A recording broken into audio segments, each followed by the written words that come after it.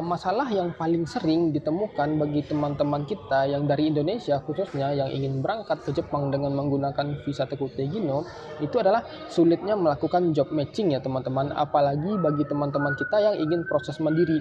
Kadang mereka banyak yang menyulitkan, kadang harus minta segini, harus minta segitu, harus punya skill ini, harus punya skill itu, harus punya pengalaman ini, harus punya pengalaman itu, padahal gaji yang mereka tawarkan nggak seberapa seperti itu, tapi syaratnya luar biasa. Jadi sudah budaya memberikan lowongan dengan syarat yang banyak yang ada di Indonesia itu sudah mulai merembes ke lowongan yang ada di luar negeri seperti itu. Jadi ya,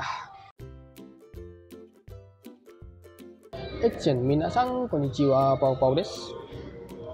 Oke guys, di video kali ini gue akan ngebahas yaitu tentang visa Takute Gino ya teman-teman.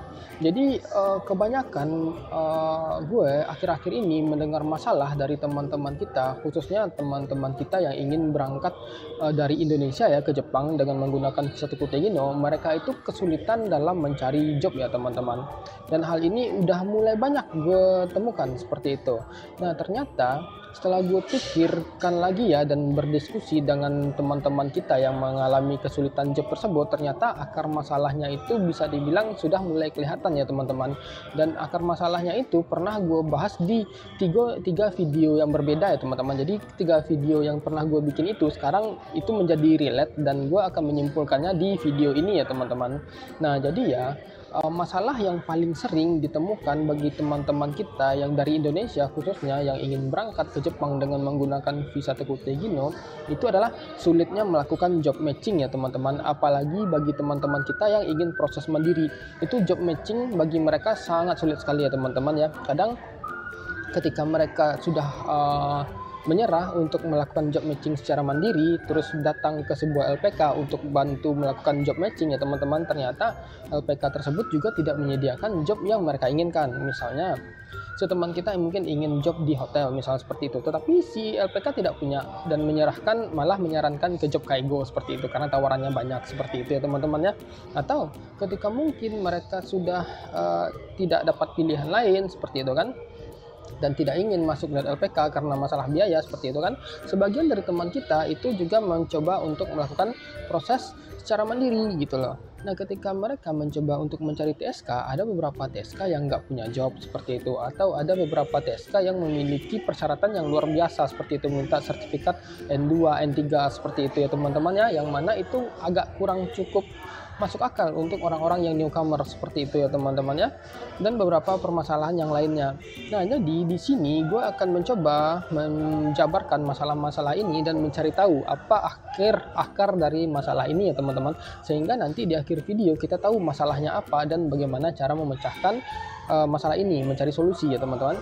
Nah maka dari itu buat teman-teman silahkan nonton video ini sampai habis.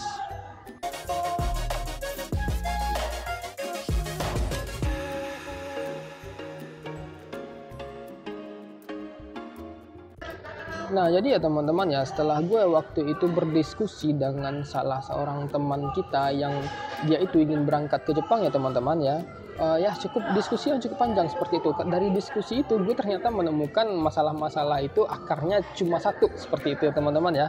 Nah jadi akar masalahnya itu berasal dari, umumnya ya, ini nggak semuanya, tetapi umumnya akar masalah itu berasal dari orang-orang yang sudah berangkat dari Indonesia ke Jepang tetapi mereka bawa masalah. Masalah yang sering mereka bawa itu adalah orang-orang yang suka pindah kerja ya teman-teman ya. Kadang ada orang itu baru nyampai di Jepang 2 bulan, 3 bulan, udah minta pindah seperti itu. Mereka minta pindah karena gajinya kecil, nggak sanggup kerja Jepang, di Jepang berat banget seperti itu loh, pengen cari perusahaan yang lain seperti itu. Sehingga apa ya, daya ketahanan mereka itu kurang seperti itu loh, sehingga karena mereka baru 2 bulan 3 bulan minta pindah seperti itu ya teman-teman ya, lama-lama perusahaan perekrutan mereka itu akan kehilangan kepercayaan terhadap orang-orang tersebut seperti itu ya teman-teman ya. Jadi mungkin 1-2 kali dimaafkan, oh ya mungkin ini orangnya memang nggak bisa kuat dengan tekanan misalnya seperti itu ya. Mungkin di awal-awal perekrut, misalnya dalam hal ini TSK, mereka mungkin mengerti. Tetapi kalau hal ini sering dan terusan terjadi ya teman-teman, tentunya ini ada masalah dari orangnya seperti itu ya. Sehingga orang-orang yang mungkin dia 2 bulan 3 bulan itu minta pindah, tentunya mereka akan kehilangan kepercayaan dari TSK, juga kehilangan kepercayaan dari perusahaan seperti itu ya teman-teman. Sehingga perusahaan pun tidak mau merekrut orang dari negara tersebut seperti itu. Mungkin dalam hal ini kita anggap aja orang Indonesia ya seperti itu. Walaupun tidak semua orang Indonesia seperti itu, tetapi orang-orang Indonesia ya orang Indonesia lah kita sebut ya. Karena orang Vietnam pun, orang negara lain pun kadang mereka juga bikin masalah, tetapi kita persempit aja masalahnya, yaitu masalah tentang orang Indonesia seperti itu. Karena orang Indonesia ini dianggap tidak tahan banting oleh beberapa TSK dan perusahaan, sehingga mereka tidak ingin melakukan perekrutan untuk orang-orang di Indonesia yang ingin berangkat ke Jepang seperti itu. Biasanya mereka akan lebih fokus terhadap perekrutan orang-orang yang sudah berada di Jepang. Kenapa?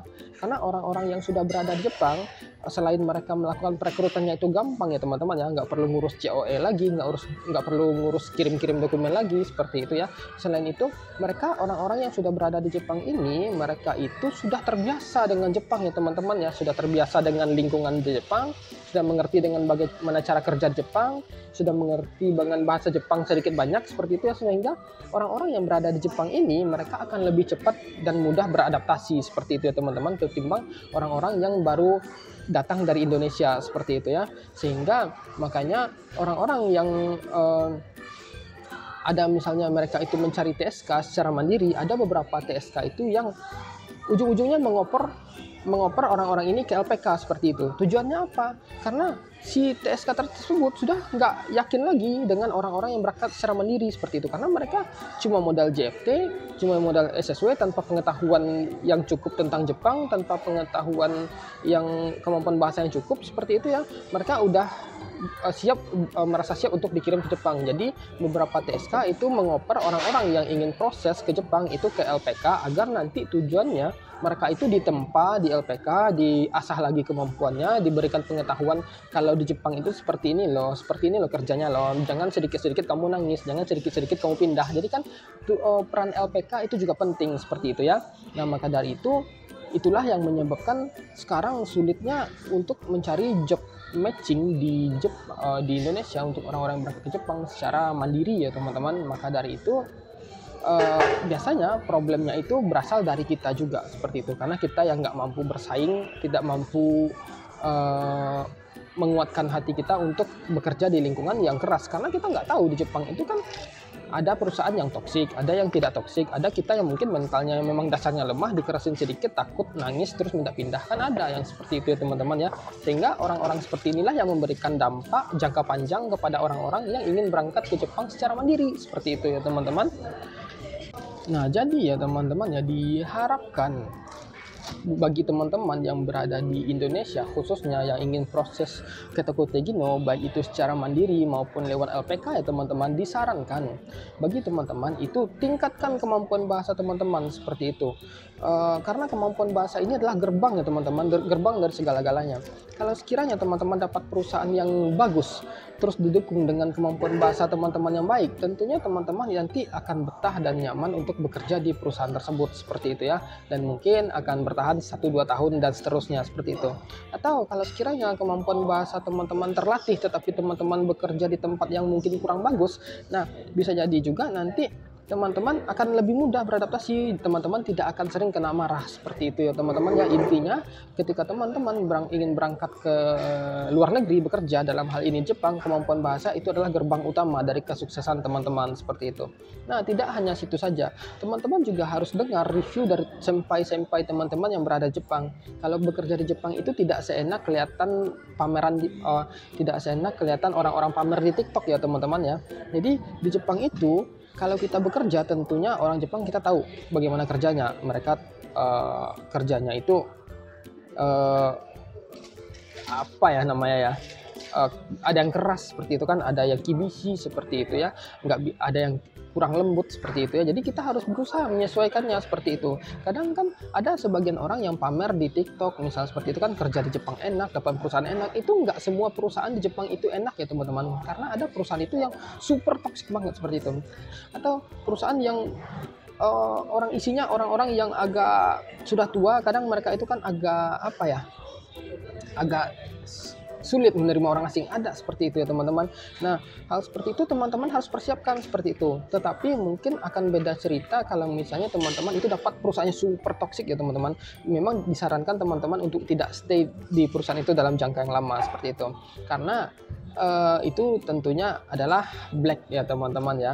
Tetapi tentunya bagi teman-teman yang ingin berangkat ke Jepang, 2 bulan atau 3 bulan itu merupakan masa-masa penyesuaian terhadap diri teman-teman seperti itu. Kadang ada kita merasa kurang nyaman, ada merasa kita tidak diperlakukan dengan baik seperti itu ya, ya wajar karena kita baru belajar, kita belum tahu apa-apa seperti itu. Nanti kalau misalnya teman-teman sudah paham dengan pekerjaan teman-teman, sudah terbiasa dengan pekerjaan teman-teman, omelan, ocehan dari orang Jepang itu sedikit demi sedikit akan berkurang ya teman-teman ya. Umumnya sih seperti itu. Karena kan teman-teman sudah mengerti, sudah paham dengan apa yang harus teman-teman lakukan seperti itu. Nanti lama-lama teman-teman dibiarin aja bekerja seperti itu ya. Nah, krusialnya itu ada di 2-3 bulan pertama itu ya teman-teman. Dan masalahnya orang-orang khususnya anak-anak di Indonesia, mereka tidak tahan di yang 2 atau 3 bulan pertama itu, padahal itu adalah masa-masa penyesuaian seperti itu. Nggak ada pekerjaan itu yang langsung enak ya teman-teman ya, nggak ada pekerjaan itu yang sesuai dengan ekspektasi kita. Yang namanya kita kerja di bawah orang seperti itu ya, orang akan memiliki hak untuk mengatur teman-teman karena teman-teman bawahan seperti itu loh.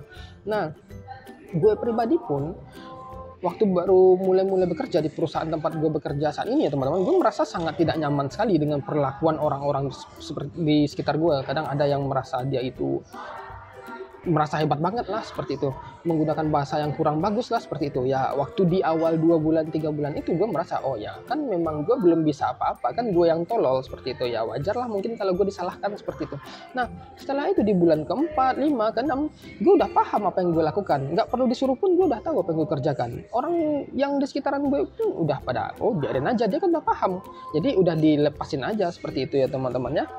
Nah, jadi saran gue ya, ketika teman-teman merasa belum siap untuk pergi ke Jepang, gue sarankan teman-teman tempa dulu diri teman-teman, tingkatkan dulu kemampuan bahasa teman-teman seperti itu ya. Karena kalau tidak, teman-teman itu ujung-ujungnya cuma bikin masalah aja di Jepang seperti itu. Oke lah teman-teman bikin masalah, tetapi masalah yang teman-teman bikin ini akan merugikan orang-orang yang memiliki niatan kuat untuk berangkat ke Jepang. Padahal mereka sudah bekerja, belajar bersungguh-sungguh seperti itu, mempersiapkan segalanya semuanya bersungguh-sungguh. Tetapi karena tingkah teman-teman yang bikin ulah di Jepang, orang-orang ini dirugikan karena teman-teman seperti itu ya.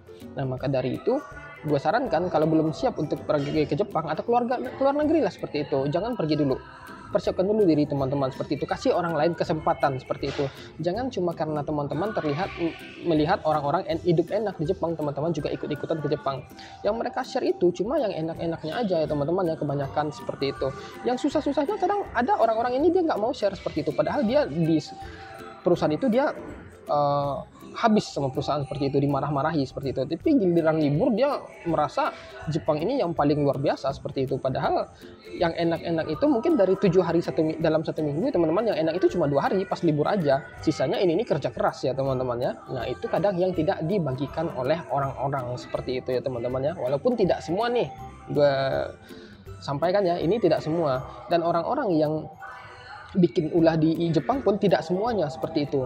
Tetapi ya itu, walaupun tidak banyak orang yang bikin ulah, dampaknya itu besar ke depannya seperti itu ya teman-teman. Nah, terus bagaimana solusi dari teman-teman yang kesulitan untuk melakukan job matching di Indonesia? Nah, langkah yang paling bisa teman-teman lakukan tentunya terus menghubungi TSK teman-teman. Cari TSK lebih banyak lagi seperti itu. Kalau perlu cari TSK yang TSK Vietnam seperti itu. Kalau gue dulu sering tuh cari TSK Vietnam. Cari TSK Vietnam karena kan orang Vietnam itu biasanya kan kita tahulah kemampuan bahasa orang Vietnam itu standar seperti itu. Tetapi mereka tetap melakukan perekrutan. Bedanya orang Indonesia sama orang Vietnam, walaupun mereka tidak bagus dari segi bahasa ya teman-teman, orang Vietnam itu mereka mau bekerja, mereka agak lebih kuat, lebih tahan banting seperti itu. Berbeda dengan orang Indonesia, kadang kalau dibandingkan dari segi kemampuan bahasa, orang Indonesia itu jauh lebih menang daripada orang Vietnam. Tetapi masalahnya kebanyakan orang Indonesia kurang ya teman-teman, kurang tahan banting seperti itu. Dimarahi sedikit langsung aku baru mau berhenti, aku tidak sanggup di Jepang, aku mau pulang, aku mau pindah. Kebanyakan seperti itu. Walaupun nggak semua. Nah, jadi kalau misalnya teman-teman masih kesulitan cari job, carilah banyak TSK atau hubungi juga lah misalnya TSK Vietnam seperti itu. Biasanya mereka syaratnya juga nggak banyak seperti itu. Mereka kadang terima aja N4, nggak harus N3 seperti itu ya teman-teman ya.